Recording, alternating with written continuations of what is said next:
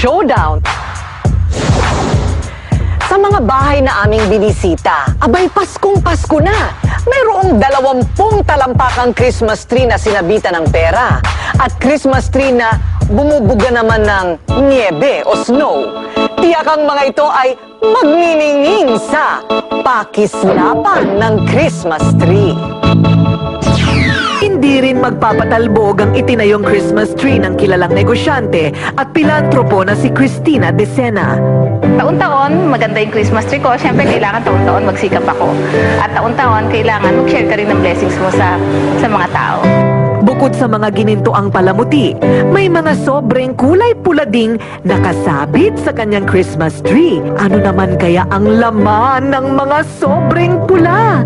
Bawat sobre, may lamang pera sa loob para lahat ng aking mga inaanak o lahat ng mamamasko sa akin, pwede silang bumunot dito. Halika anak, itry mo yung luck mo. 1, 2, 3, 4, 5. 500. That's yours. Excuse me, pwede ba ako mamasko na rin? Sige, mamasko ka na. Ang kapal naman yan, parang medaya.